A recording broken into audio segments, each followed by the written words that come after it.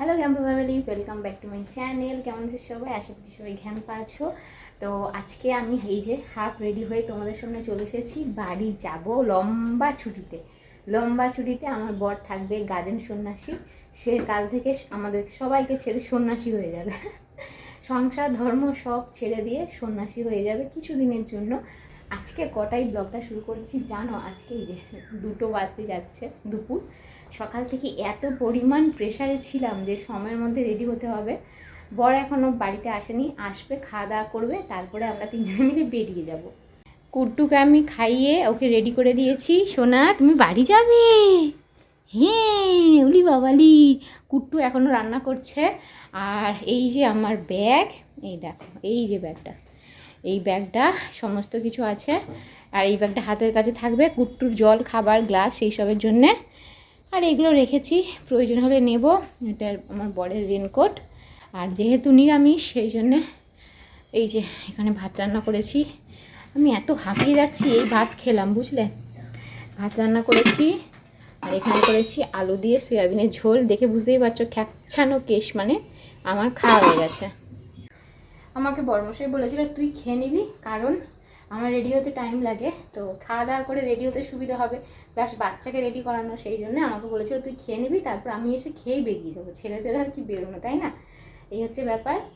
তো ব্যাগ দেখে বলছে এত বড় কেন ব্যাগ করেছিস, এত কি নিয়েছিস? ও তো আর জানে না যে ছোট একটা বাচ্চা থাকলে কি কি লাগে, তাই না?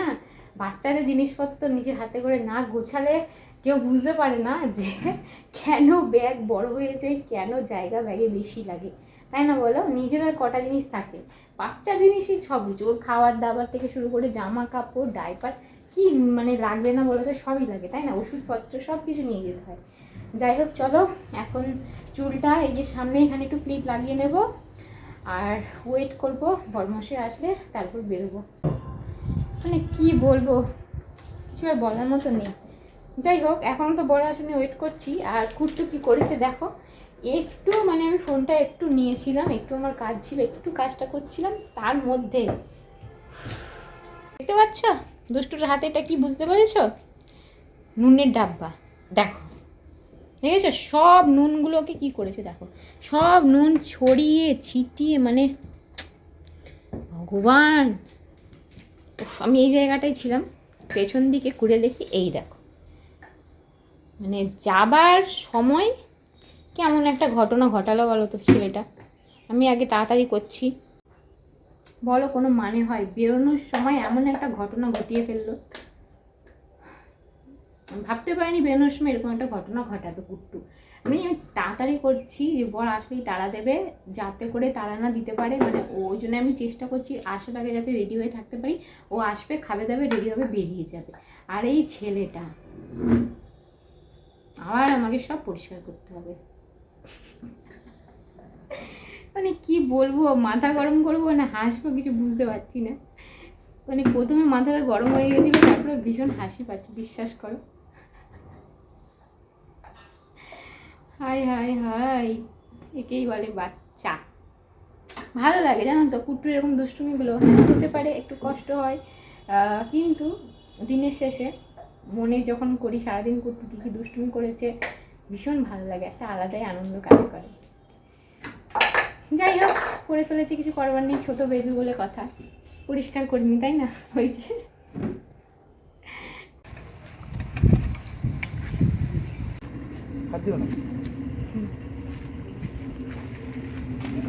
এরম হবে জানলে কুট্টুকে নিয়ে আমি একা একদমই বাসের মধ্যে উঠতাম না।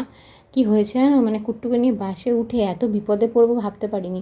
বরের তো নতুন বাইক, গাড়িটা সার্ভিসিংয়ে দেওয়ার ব্যাপার ছিল বলে ওকে বাইক আনতেই হতো। ও বাইকে আসছিল, আমাকে কুট্টুকে বাসে তুলে দিয়েছিল। এইবার কিছুটা রাস্তা আসার পর কুট্টু পাপাকে দেখতে পাচ্ছে না, কান্নাকাটি করছে, এত পরিমাণ বাসে ঝামেলা করছে, মানে কান্নাকাটি করছে। মাঝ রাস্তায় বাস থেকে নেমে বরকে ফোন করে আবার আমার জন্য হেলমেট কিনলাম রাস্তার মধ্যে, জানো, তারপরে আসলাম। আর এই ধাবাটা আমাদের বাড়ির সামনেই, চা খাবো বলে আমি ঢুকেছিলাম। তো ছেলে আর ছেলের বাবা ওরা চা ফা কিছুই খায়নি, কিন্তু আমার একটু চা না খেলে হয় না। এটা নিয়ে আমি 2বার চা খাচ্ছি। আর এইবারে বাড়ি পৌঁছে যাবো, বাড়ি থেকে খুবই কাছে এই ধাবাটা আমাদের। বাড়ি যেতে হবে তো, হ্যাঁ? ইয়ে বাবা, কোথায় কোথায় চলে যাচ্ছে, এই বেরিয়ে আয়, ভেতরে চলে যাচ্ছে দেখ। দোকানের ভেতরে যেতে নেই, বকবে। কুট্টু আয় আয় আয়, এসো এসো, বকবে কিন্তু সবাই। আসো কুট্টু, ধর, যা যা যা, মানা আসো আসো আসো কুট্টু আয়। কি অবস্থা, কি করছিস? আসো, বেরিয়ে আসো। হ্যাঁ, অনেক দিন পর আবার সে নিজের রুমে এসে গেছি। আর কুট্টু এখন ওই যে যেখানে আমার বর ভুগতে থাকবে শিব মন্দিরে, তো শিব মন্দিরে এখন হিন্দোলা কাঠ তোলা হচ্ছে, মানে যেই কাঠে দুলবে ভক্তেরা সব সন্ন্যাসীরা, সেটাকে হিন্দোলা কাঠ বলে, তো সেটা তোলা হচ্ছে। ওখানে কুট্টুর পাপার সাথে কুট্টু গেছে, বাড়ির সবাই আছে। আর এই দেখো কুট্টুর কত গিফট। কুট্টুর দিদি হচ্ছে সন্তোষ মেলা হয় তো আমাদের ক্ষীরপায়, তো সন্তোষ মেলাতে গিফটগুলো এনে রেখেছে। এই যে কুট্টুর একটা বল, তারপর কুট্টুর এই একটা গাড়ি,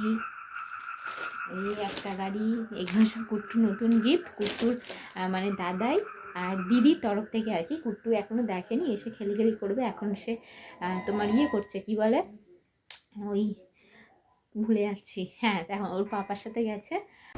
কুট্টু তুমি অনেক গিফট পেয়ে গেছো। হ্যাঁ, অনেক গিফট পেয়েছে। দাদাই দিয়েছে, দাদান দিয়েছে, সবাই দিয়েছে, দাদা দিয়েছে, তারপরে জেম্মা দিয়েছে, সবাই দিয়েছে নাকি। অনেক গিফট পেয়েছে কুট্টু। উলি বাবালি, উলি বাবালি, উলি বাবালি, উলি বাবালি, উলি বাবালি, উলি বাবালি। ভুঁ চালাচ্ছ তুমি? ভুঁ? হ্যাঁ, ভুঁ চালাচ্ছ? তো বন্ধুরা বুঝতেই পারছো, একদম ক্লান্ত হয়ে গেছি, শরীরের হালাত খুবই খারাপ।